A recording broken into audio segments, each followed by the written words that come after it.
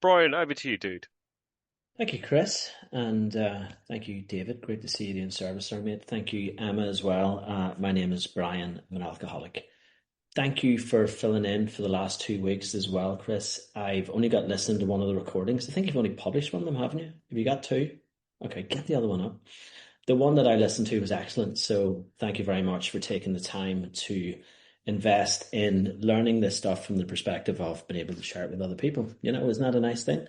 And might it be said that, whenever we sponsor folks through the 12 steps, we as individual sponsors learn more about the 12 steps and we're able to grow with that.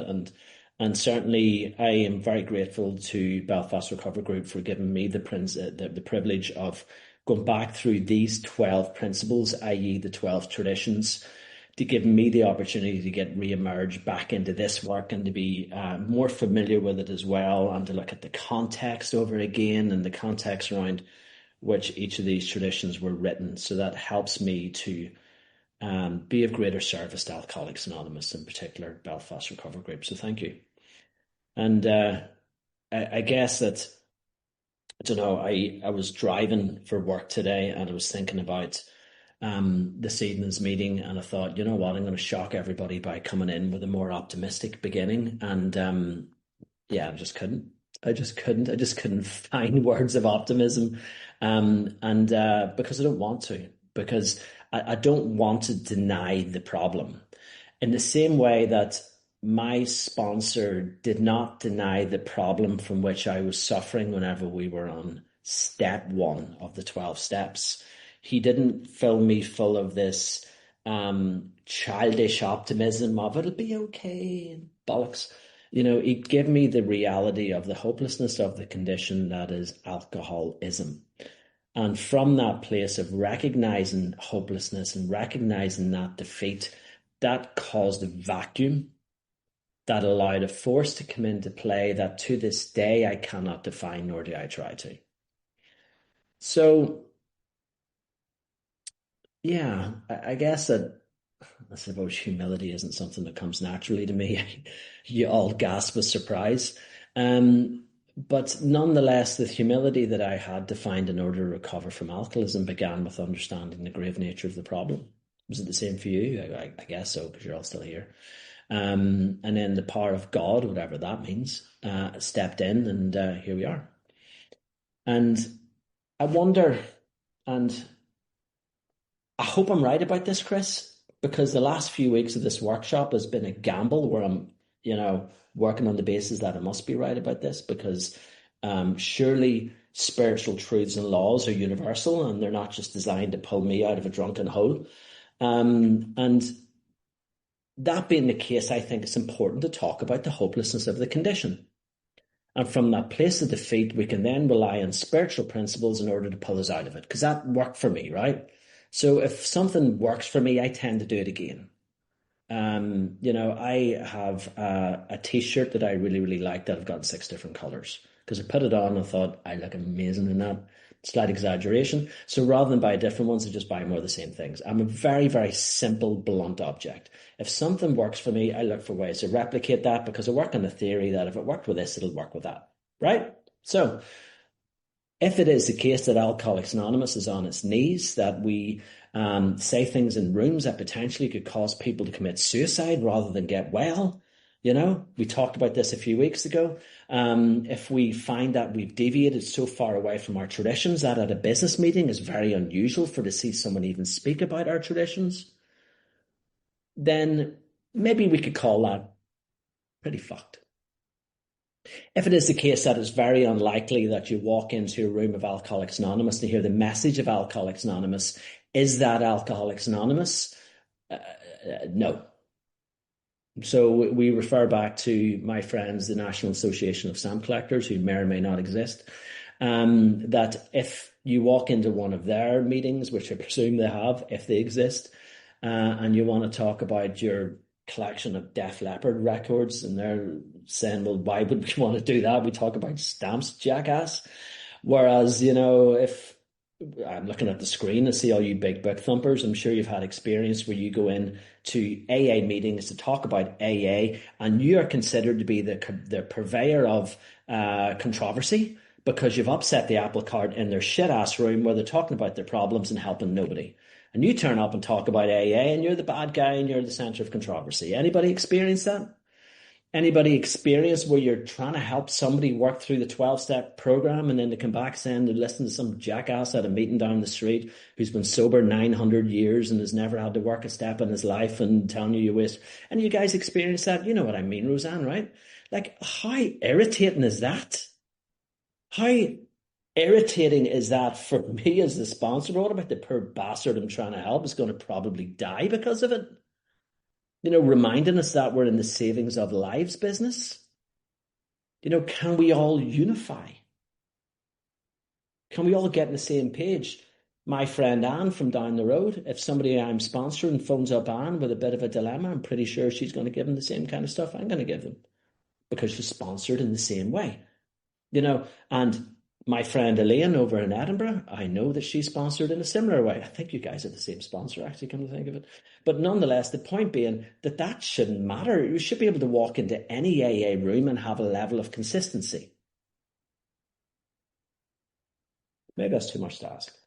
Well, certainly that was what the founders of Alcoholics Anonymous asked. And yet again, I'm going to go back into a wee bit of the history and do a bit of a recap as to the purpose of the 12 traditions as I understand it from the literature. And we're looking at the forward to the second edition again, which I often describe as a whistle-stop tour of the history of AA. So if you can't be bothered reading AA Comes of Age, which I suggest you do, and you fancy just getting a quick run through, the forward to the second edition is pretty good. I was reading it with somebody yesterday who is a sponsor, as part of our sponsorship lineage. We go through the forwards because it's important to understand the history because it brings context. Context is a word we'll discuss more later on. But what we're looking at here is this stage where you've got Bill Wilson, Bob Smith, a couple of good lads come together. Both had recovered from alcoholism using, loosely speaking, what went on to be the 12 steps. And then they sponsor somebody else and they sponsor somebody else. And there's a bunch of lads and they're all doing their best. And, they're helping people and their fellowship's grown. Then there's a handful of folks. And, one guy up the road's doing it one way, another guy down the road's doing it slightly different. And, that's fine. There's no rules as such, but they get together and they put their combined experience together. They put it into a book. They call it Alcoholics Anonymous. The fellowship is named after the book. You can't really get that wrong because you got a fucking book with the name and the instructions in it. But just whenever you think that that's the perfect model being, I don't need to worry about my new friend Billy doing the program different to my old friend Norma because we're all using the same book. So that would make sense, right? But what happened was something that they didn't predict. People started reading the damn thing. And some of those people were people like Jack Alexander, the reporter in the Saturday Evening Post, who wrote this really compelling article about Alcoholics Anonymous that loads of people flooded into Alcoholics Anonymous, and this bunch of lads doing the best they can, getting by with a wee tiny office and doing what they can. All of a sudden there's breaking loads of them and they're springing up everywhere. Not everybody knew you were supposed to read the damn book. Some people were, I don't know, using it as a book stopper or a doorstop or whatever.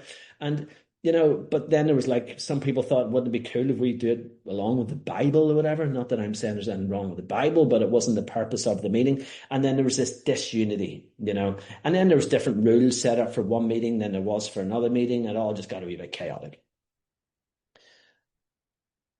Reading from Roman numerals 18, XVIII, is 18, right? Our society then at the bottom then entered a fearsome and exciting adolescent period. The test that it faced was this. Could these large number of erstwhile erratic, beg your pardon, alcoholics successfully meet and work together? Would there be quarrels over membership, leadership and money? Would there be strivings for power and prestige? Would there be schisms which would split AA apart? Any of that sound familiar? Because I see that shit everywhere. Everywhere now. Soon AA was beset by these very problems, and on every side and in every group. Okay, so that was the problem as they seen it. There was this massive mushrooming process. The organization, if you like, became so much bigger than they could handle. So this mushrooming process brought chaos. To have the book with a level of consistency was one thing, but then there's these meetings happening, and it was inconsistent and it lacked unity. And then all those problems that it listed there were happening, just like we see today. But their response to that was, but out of this frightening and at first disrupting experience, the conviction grew that AAs had to hang together or die separately. Isn't that bad news? Imagine dying, that'd be shit. So we have to hang together or die. We had to unify our fellowship or pass off the scene. So then it goes on to list what essentially is the 12 traditions as we know them today. They're called something else then, but it doesn't matter. So I guess the main point of that is that they were shitting themselves. It's like, this is not good. They were getting a blue light response to the problem. Whereas I see the same problems in most places today with this indifference to it. That's just not the way we do it. And this nonsensical, not give a fuckedness about the problem and the extent to which it has got to be a problem. We had to unify our fellowship, or AA would pass off the scene, was the prediction. Now, I was doing a workshop like this in Edinburgh a few years ago, and somebody sent me an email afterwards going, well, you're wrong, weren't you? Because AA didn't pass off the scene. And I was reading it thinking, the poor person thinks that AA is still here. That's really tragic. AA passed off the scene decades ago.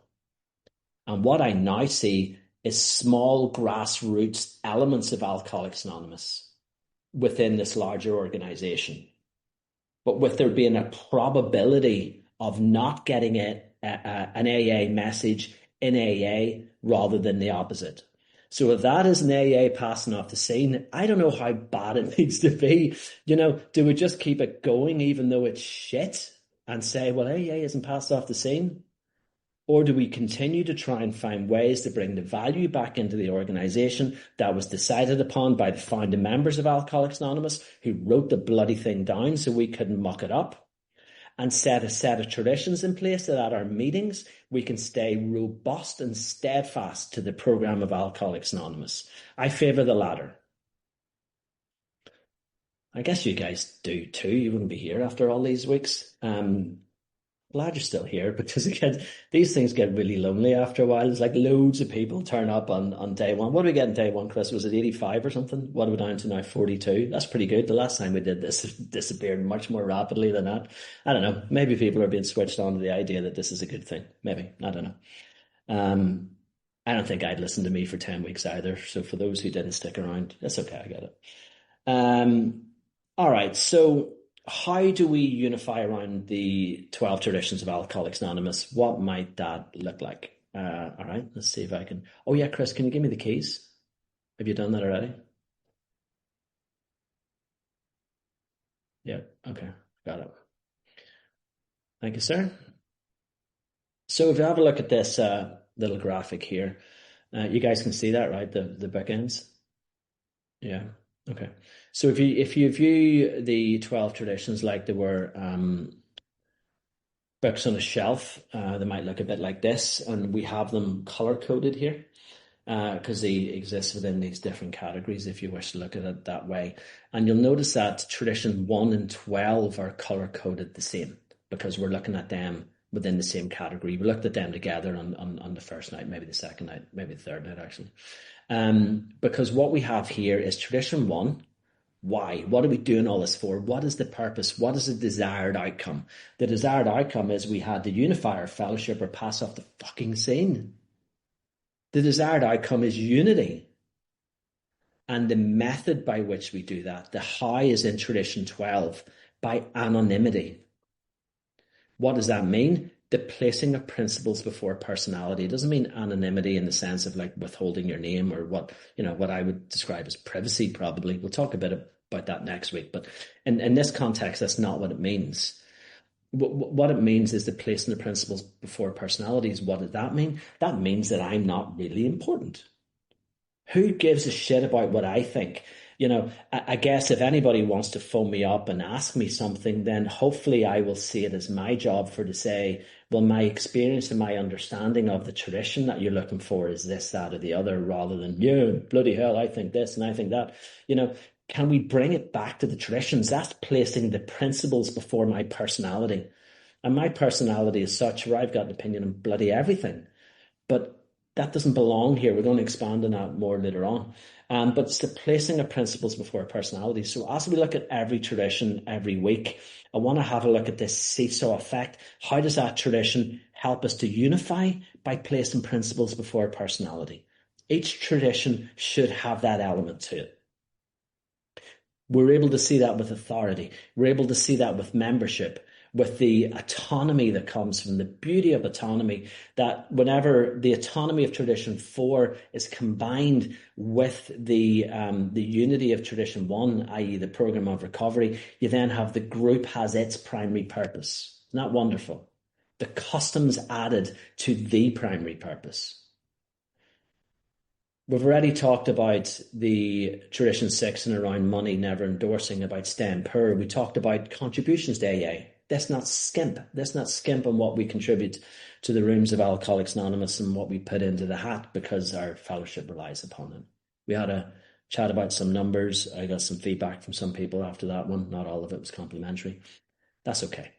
And my good friend Chris has then spent the last couple of weeks talking about non-professional and never organised. I was able to hear the never organised one, but I haven't heard the non-professional one yet, so look forward to hearing that, Chris. But you did an excellent job. Thank you so much. Are you doing this workshop next, Chris? Maybe. Okay, I hope you are. I hope you are, because I found you much more pleasant to listen to than listen to my chirpy voice. So, would not be amazing. But if it's not you, I'm sure the group will pick somebody excellent.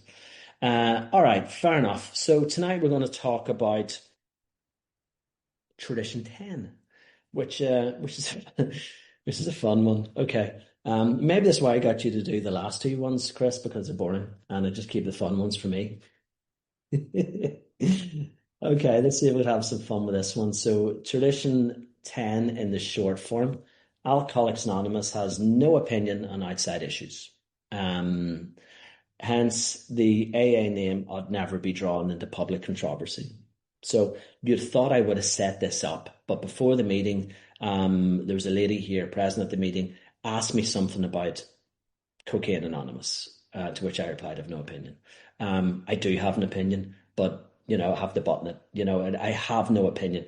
I'm in the rooms of Alcoholics Anonymous. So that was an example of where I could find myself easily drawn into having an opinion that is outside of Alcoholics Anonymous.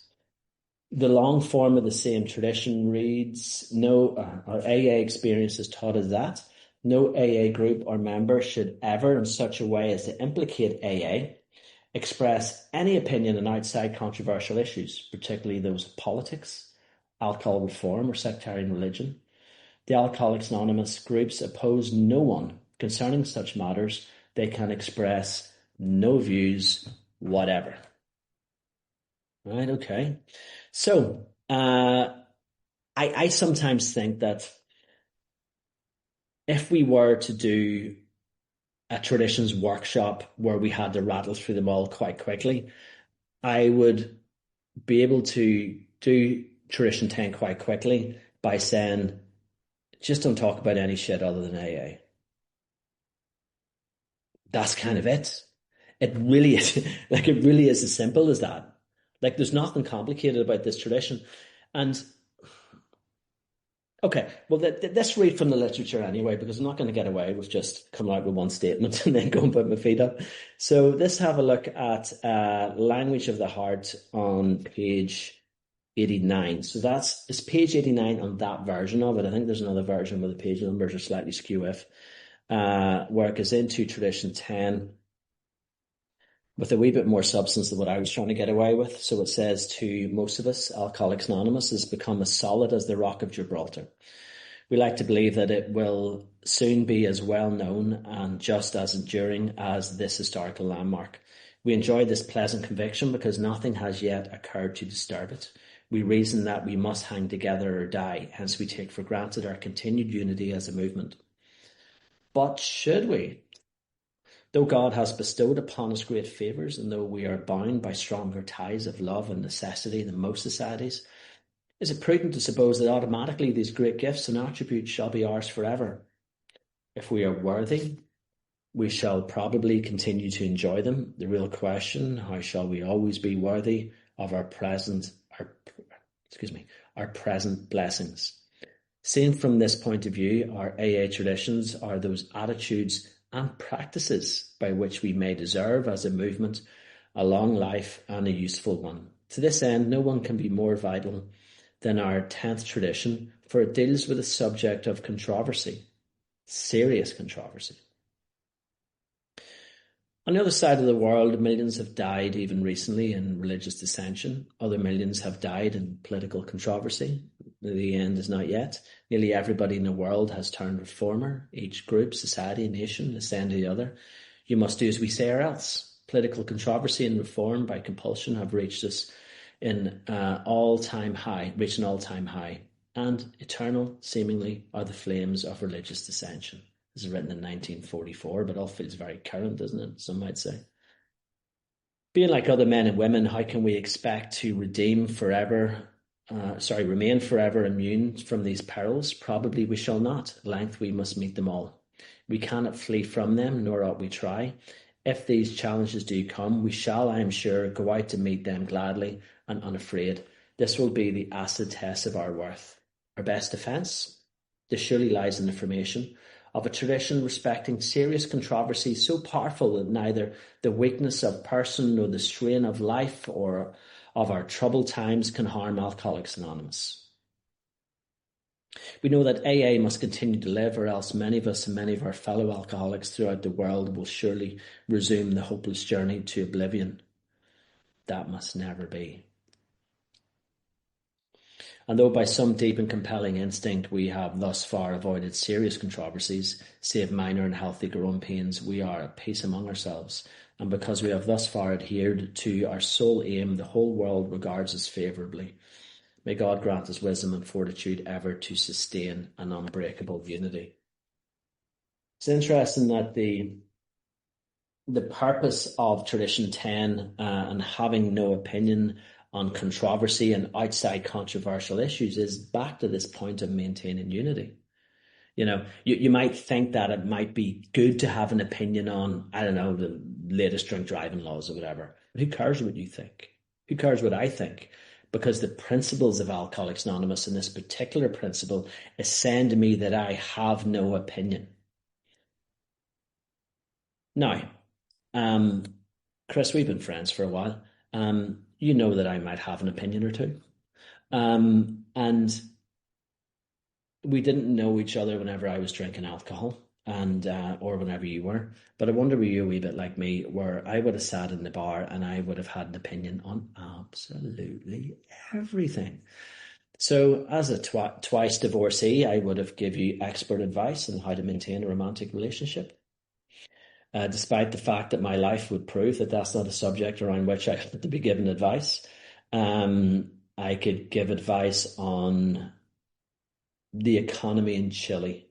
So I picked that at random because that's something I know nothing about. But, you know, if you get me with a couple of pints of Guinness in my local pub, I would have had a very, very strong opinion and would want to argue about it. So that's who I am, left unchecked. And I've said before that I believe that the 12 traditions are designed to protect you from me. They're not just me. They didn't write it for me all those years ago, but they write it for people for me. Maybe the outspoken, bombastic type of individual whose opinions come to the forefront, you know, is most protected by Tradition 10. I think the same could be said for the shy, retiring type who doesn't say anything. But nonetheless, the point is the traditions are there to protect oneself from oneself and the organisation from the individual who has these opinions. So opinions on what kind of thing? Well, you know, it touched on a few of them in the article there, but, you know, what about matters to do with politics? And, you know, I don't know, there was, some might say an interesting election happened in the United States as of recent, and it was at meetings where that was discussed, you know, when sharing and discussed before and after the meeting. And And I was to say, oh yeah, my story about alcoholism is this, and I think, you probably ought to vote for somebody. Like, it's not a real obvious one. As I'm saying that, everybody knows that that's controversial. Surely you know that we shouldn't be doing that in Alcoholics Anonymous. What about things like religious viewpoints? You know, Let me see. There's two people on this meeting who I think know what my spiritual belief system is. Why do the rest of you not know? Because I don't talk about it. I talk about the necessity for to have this spiritual experience stroke awakening that the literature of Alcoholics Anonymous talks about. And I talk about the method by which I find out was through the 12 steps of Alcoholics Anonymous. I often, where it is appropriate, then talk about the 11th step would have me go off and expand that elsewhere, and that's what I went off to do. But I don't talk about what that is. I've been to many meetings where I've walked out thinking, that was a meeting that I felt had a leaning towards a particular religion, because of the depth of the sharing suggested as such. Now, I'm not saying there's anything wrong with those religions. I'm not saying there's anything wrong with any particular path that someone would choose. What I'm saying is, around that issue, I have no opinion. No opinion whatsoever. The book Alcoholics Anonymous talks about these are matters for the individual to decide for themselves. Whatever the individual decides for themselves is amazing, but whenever we're in the meetings of Alcoholics Anonymous, what we're doing is we're turning up for the benefit of the newcomer who reasonably may feel that if I don't adopt that religious viewpoint, I don't belong here. Would not be a massive fail. And it's like the other one that was mentioned there is matters of a medical nature, and I think on Tradition 6 we talked about the story that we experienced, and there was a lady in our group who was very unwell and eventually decided to go to rehab, and a bunch of guys tried to persuade her not to go to rehab, and it's like, why is everybody getting involved in this matter to do with the medical? The most that we could say there was, you may well wish to take advice from your doctor. I hear people talking about sponsors asking them what medication they're on, and turn up with your bottle so I can see what medication. Like, what the fuck? In what world are we supposed to be getting involved with things like that? Well, Tradition 10 says that we ought not to. A few months ago, and I can't remember the source from which it came, but you get involved in these little WhatsApp groups, and maybe you guys don't, but I do, and I can't seem to pluck up the courage to leave some of them. But there's one in which I was invited to attend a meeting that was for people who also take medication who are members of Alcoholics Anonymous so that they don't feel uncomfortable talking about the medication that they take. And I was like, what the fuck? Why would you be talking about the medication that you take in Alcoholics Anonymous? You go to Alcoholics Anonymous to talk about the book Alcoholics Anonymous and the way in which I recovered from working that program to the benefit of the newcomer. We don't need to have a special meeting that talks about a controversial outside issue as defined by Tradition 10. How do we get so far off the mark where we actually arrange to have a meeting whose title tells the attendant that we deliberately intend to violate Tradition 10 tonight? Isn't that absurd? So, in the meetings, I guess it's relatively straightforward, in terms of those things. We all know reasonably that a controversial issue may well be those subjects, but I guess you can see how easy those things could slip in. But what other things are outside issues? What other things are outside controversial issues? Well, I don't know. Like, who is there to police the line at which it becomes controversial? If somebody's offended by something, is it controversial by default? I don't know. I think that the traditions and the principles of Alcoholics Anonymous are written in such a way where there should be no individual who's there to police anything. It just seems to me just so simple that we just don't talk about anything other than Alcoholics Anonymous. So, what about individual techniques? Something that I heard quite a lot in my early days of going to AA meetings, and I haven't heard for quite a while actually, where a few guys had said consecutively that it's a very, very good idea to start writing gratitude lists. And now I'm not expressing an opinion here tonight either way, whether a gratitude list is a good idea or not. It may well be a wonderful idea. Some people may well do that and have the biggest load of bliss and joy in the world, and for that I'm delighted. But there's nowhere in the book Alcoholics Anonymous that says to do that. So if I want to do something like that in my own spare time, in my free time, that's fine. But I don't talk about those things in the rooms of Alcoholics Anonymous.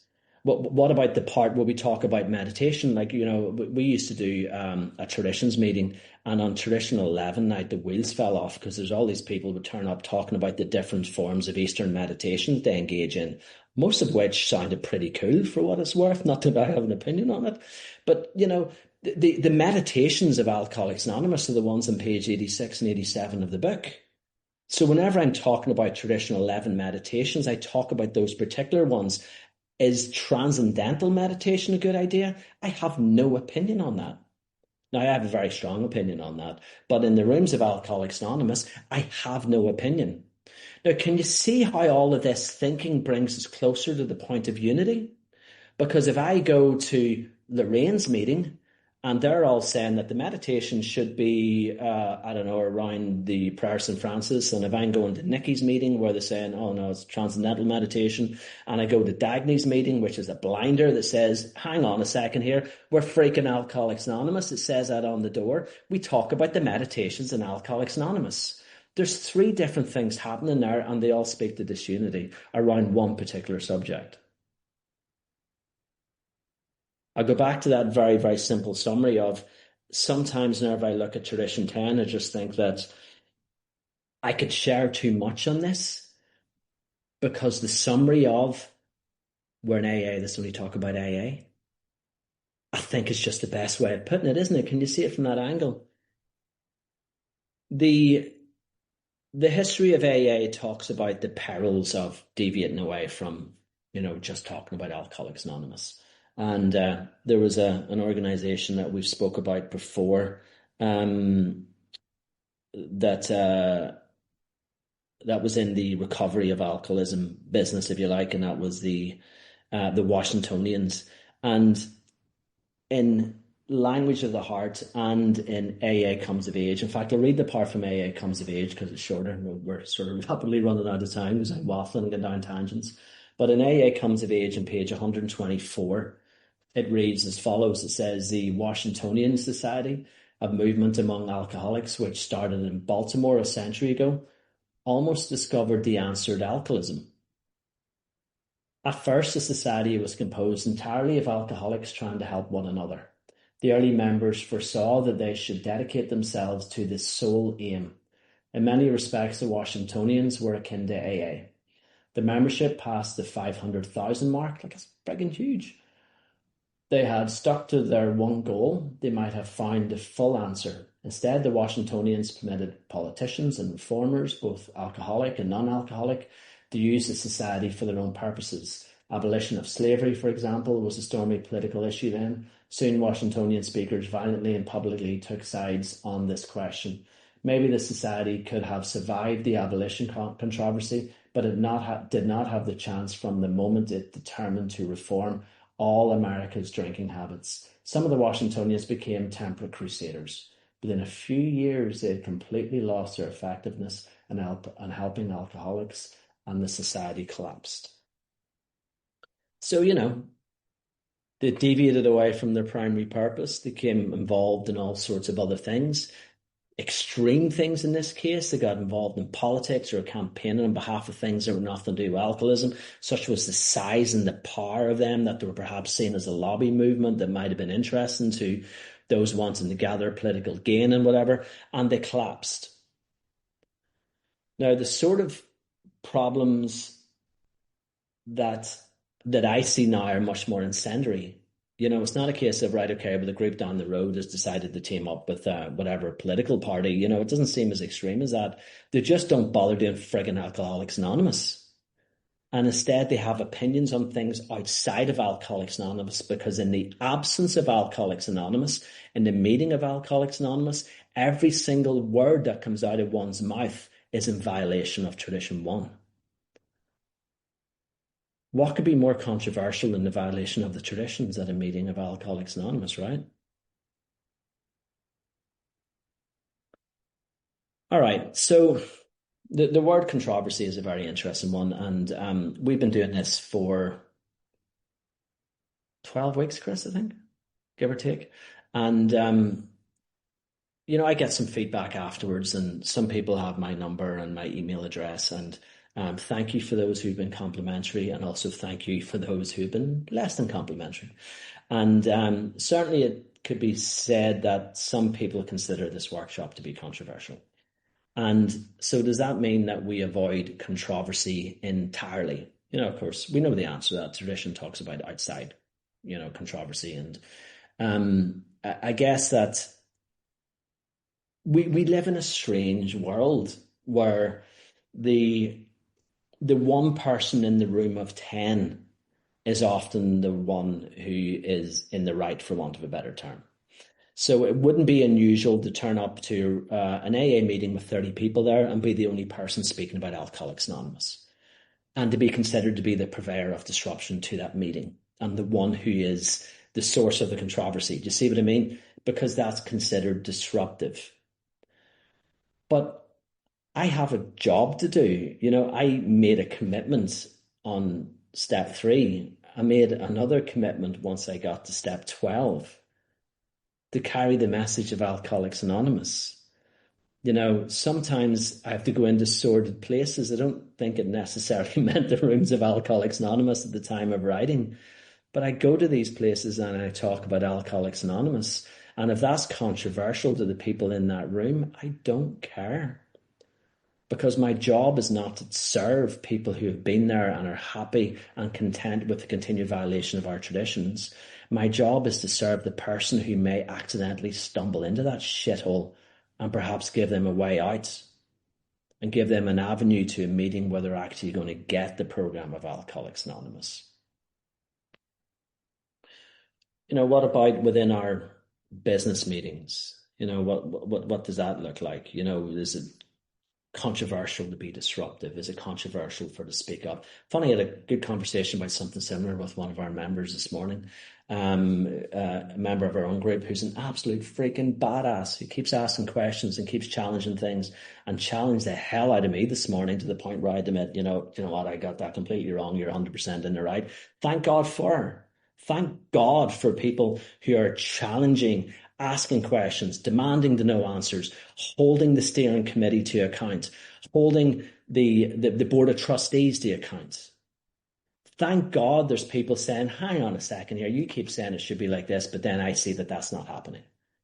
Isn't that a wonderful thing? Is that controversial? Yeah, of course it is. Rubbing salt into the wound can often feel very, very unpleasant, but thank God for it. Our business meetings are places of healthy debate. But what we're looking for here is we're looking for debate in around the principles of Alcoholics Anonymous and the degree to which we're meeting them. Or in the case that I was speaking about this morning with this member, she was pointing out the degree to which we're not meeting them on my watch. Wasn't that a difficult thing for me to hear? Of course it was, because I turn up to this meeting every week and pontificate like I know everything. But that's the wonderful thing about this. It's important that we have healthy debate. It's important that we call each other out. It's important that we hold each other accountable. That's not the controversy we're talking about. What we're talking about is having an opinion outside of Alcoholics Anonymous, where we're expressing the views of Alcoholics Anonymous. We'll talk more about that next week. But whenever I turn up at an Alcoholics meeting, I am there to talk about Alcoholics Anonymous and Alcoholics Anonymous only. Can that be controversial, though? Page 19 of the book Alcoholics Anonymous. The context of this particular page, you guys don't know this, is about, a wee bit of a history part, and the guys are talking about how they put their combined experience together and they decided to publish a volume where they write down the program so we can't fuck it up, unless we don't read it. And it says here, of necessity, there will have to be discussions of matters medical, psychiatric, social, and religious. We are aware that these matters are, from their very nature, controversial. Nothing would please us so much as to write a book which would contain no basis for contention or argument. So whenever I'm at a meeting of Alcoholics Anonymous and I'm talking about my experience of the book Alcoholics Anonymous, those words have no basis for contention or argument. If you wish to find that controversial, I remind you, those books have no basis for contention or argument. The deviation away from Alcoholics Anonymous is what is controversial. And that's what we need to stop in order to hold ourselves in tight adherence to Tradition 10. Thanks, Chris. Thanks, everyone.